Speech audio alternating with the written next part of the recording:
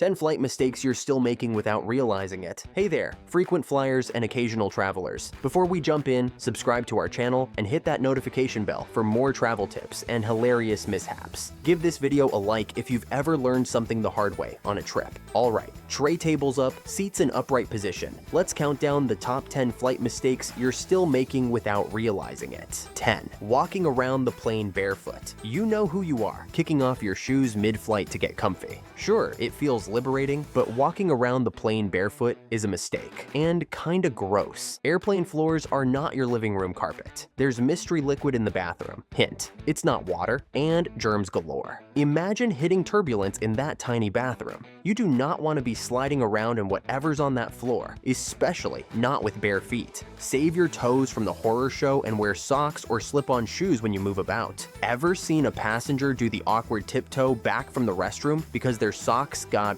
wet? Don't be that person. Keep those shoes handy. Your future self and everyone else's noses will thank you. Think going barefoot is icky? Wait till you hear about the water on planes. Spoiler, it's not exactly Avian. Ready for mistake number 9. 9. Drinking airplane tap water or coffee/tea. Mistake number 9 is gulping down airplane tap water or any drink made from it. You might think, hey, free water is free water, but hold that thought. Airplanes have water tanks that aren't cleaned as often as you'd hope. Studies have found that the water on many airlines can be contaminated with bacteria. Yikes. That means the coffee or tea you happily sip at 30,000 feet might be a bacterial cocktail. Even flight attendants avoid the hot water on board. Many crews say they never drink the airplane coffee or tea because those water tanks are rarely deep cleaned. So, what's a parched traveler to do? Bring an empty bottle and fill it after security, or grab bottled water before you board. Yes, it's annoying to pay $5 for airport water, but it beats a surprise infection on vacation. Trust us, your stomach will thank you. Passing on plain coffee is smart for your health, but while you're staying hydrated with safe water, don't get too relaxed. Mistake number 8 is a safety slip-up that catches even seasoned flyers off guard. Seatbelts on. Here we go. 8. Not wearing your seatbelt for the entire flight. We get it. Once that ding sounds and the seatbelt sign flips off, you're eager to stretch out. But unbuckling and forgetting your seatbelt can be a major mistake. Turbulence doesn't always warn you with a polite "excuse me." It can strike out of nowhere. If you're belt free when the plane hits a sudden rough patch, you could become a human popcorn kernel, bouncing off the ceiling. The FAA reports that dozens of passengers a year are injured due to in-flight turbulence, and many of those injuries happen to folks who weren't buckled up. Even a brief drop can launch an unstrapped person right out of their seat. So, do yourself a favor. Stay buckled whenever you're seated. You can loosen it a bit for comfort, just don't unhook it completely. Think of your seatbelt like a cheap life insurance policy. Free with your flight, and totally worth it. Feeling secure now? Good. But safety isn't just about seatbelts. How many of you actually pay attention to the flight safety briefing? If you're guilty of tuning it out, mistake number 7 is directed at you. 7. Ignoring the safety demonstration. Ladies and gentlemen, please direct your attention to the flight attendants for a brief safety demonstration, and cue everyone looking at their phones or staring into space. Tuning out the safety demo is a classic mistake almost all of us make. You've seen one. You've seen them all, right? Well, here's the thing. Most passengers remember less than half of the crucial safety info from those briefings, yet experts say that up to a third of crash fatalities could be prevented if passengers knew what to do in an emergency. That's huge. Missing the demo means you might not know that the nearest exit could be behind you, how to put on the oxygen mask properly, or that you should leave your bags behind during an evacuation. More on that at mistake number 1. Even frequent flyers should listen up because every aircraft model is a bit different. Plus, airlines sneak in updates. You don't want to be the one trying to inflate your life vest inside the plane because you missed that detail. So next time, pause your movie, take out an earbud, and give the crew your attention. It might save your life, and it's at least as entertaining as Flappy Golf on your phone, right? Now that you're hopefully paying attention, remember that safety isn't just about what the crew says. Sometimes what you wear can make a difference. Surprised? Mistake number 6 will make you rethink your travel outfit. 6. Wearing the wrong clothes on flights. Sweatpants, leggings, flip-flops. Comfort is king when flying, but some clothing choices can be a mistake. and even a safety risk. Take leggings, for example. They're practically the unofficial uniform of air travel these days. Stretchy, comfy, what's not to love? Well, if there's a fire during an emergency, those trendy yoga pants could melt to your skin. Experts warn that synthetic fabrics like spandex or polyester can burn and fuse to you in a fire. The safer bet is wearing natural fibers like cotton or wool. Think jeans, cotton sweats, or breathable shirts. Also, consider your footwear. Those cute high heels or flimsy flip-flops could spell trouble. In an evacuation, you might have to run or slide down an inflatable slide, and heels can puncture slides or make you stumble. And if you have to escape onto hot asphalt or broken debris, you really don't want to be barefoot or in socks. So, the ideal flying outfit? Comfortable, long pants and sleeves, snug shoes like sneakers, and layers you can add or remove. You can still be stylish, but leave the flip-flops and synthetic PJs in your carry-on. Fashion tip: it's better to arrive safe than to make a fashion statement that sends you to the ER. Ladies and gentlemen, this is your captain speaking. Just kidding. It's still me.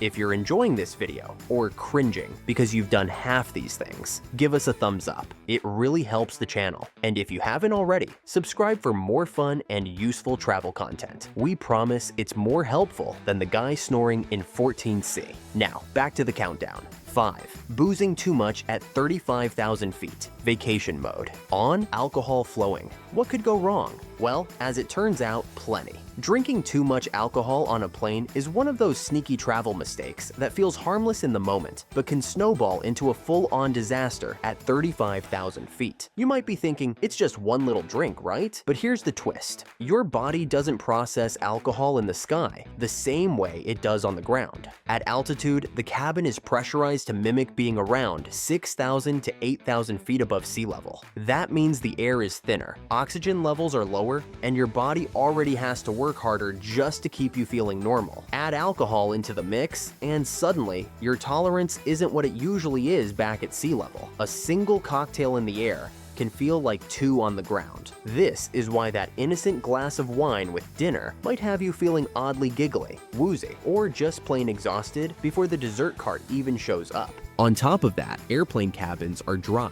Seriously dry. The humidity level is usually under 20%, which is less than what you'd find in the Sahara Desert. When you're already dehydrated and then throw alcohol into the equation, it's like giving your body a double whammy. Cue the pounding headache, dry mouth, and that general, why did I do this to myself? Feeling the moment the wheels touch down. And then, of course, there's the human behavior side of things. Nobody, and I mean nobody, wants to be that passenger. You know the one, belting out karaoke with their headphones still in, laughing way too loudly at in-flight movies, or trying to strike up deep philosophical conversations with strangers who are just trying to sleep. Flight attendants are trained to spot drunk passengers, and if you cross the line from relaxed and chatty to rowdy and unmanageable, don't be surprised if they cut you off, or worse, have a very firm word with you. And let's be real, nothing kills vacation vibes faster than landing in a new country only to spend the first day nursing the worst hangover of your life. You didn't spend all that money and time planning the perfect getaway just to miss the sunrise tour, the local market, or that once-in-a-lifetime beach day because you're curled up in the hotel room regretting every sip.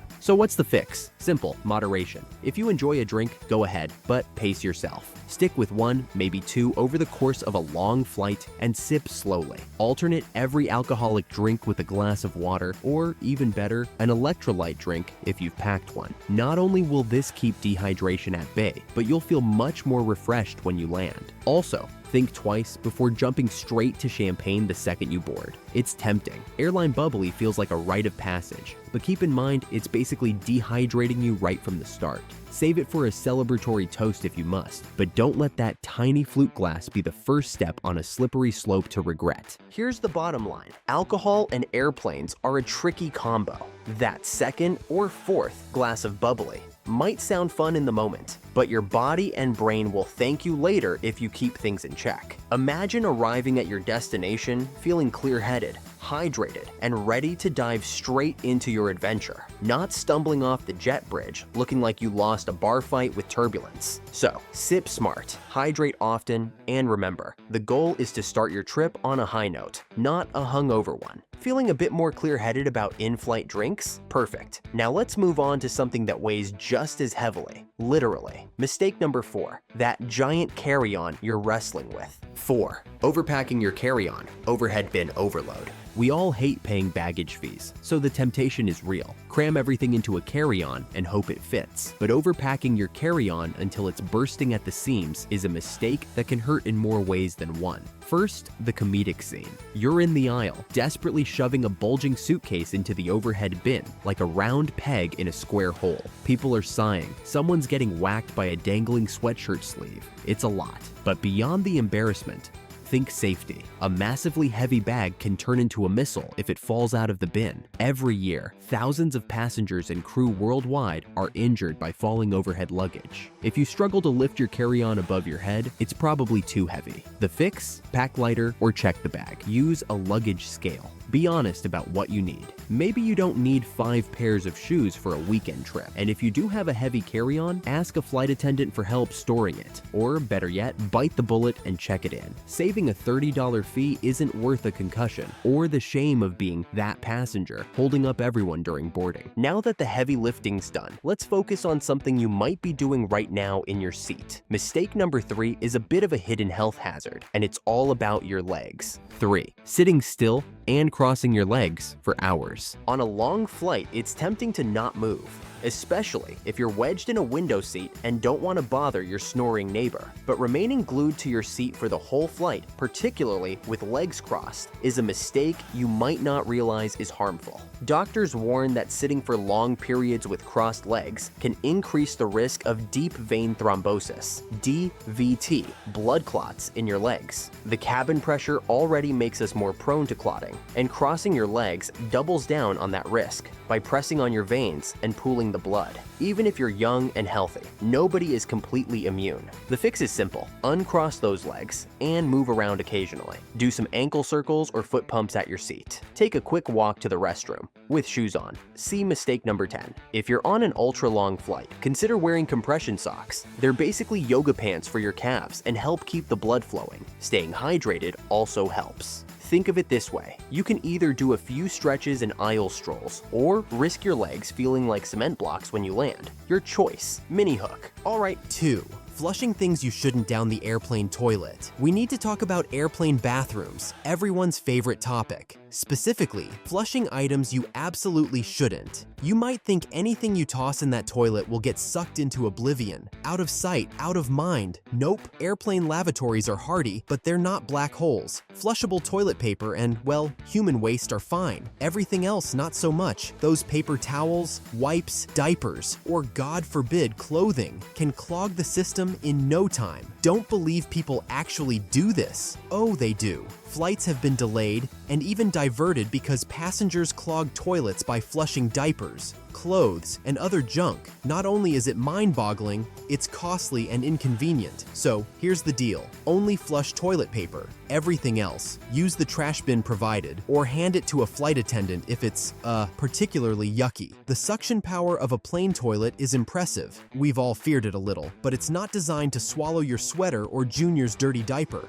Let's keep the plumbing in order so we can all reach our destinations on time with happy bladders. We've tackled 9 mishaps, from funky water to funky feet. Now it's time for the #1 flight mistake, a truly serious one. This is a mistake many people make in a panic, and it can be life or death. Brace yourselves for number 1. 1. Grabbing your bags during an emergency evacuation. This one's the biggie. Picture this, an emergency landing. The cabin fills with smoke. People need to evacuate yesterday. And what do some passengers do? They try to grab their carry-on bags from the overhead bins. It's a natural instinct. Our passports, our laptops. But it's a huge mistake that puts lives at risk. Nearly half of passengers admit they would try to grab luggage in an evacuation, even when told not to. The problem? Every second counts. Evacuations are designed to get everyone out in 90 seconds or less, because fires can spread fast. If even a few people pause to yank bags out of bins, the exit aisles jam up, and that 90 seconds stretches dangerously. Plus, that bag can tear the evacuation slide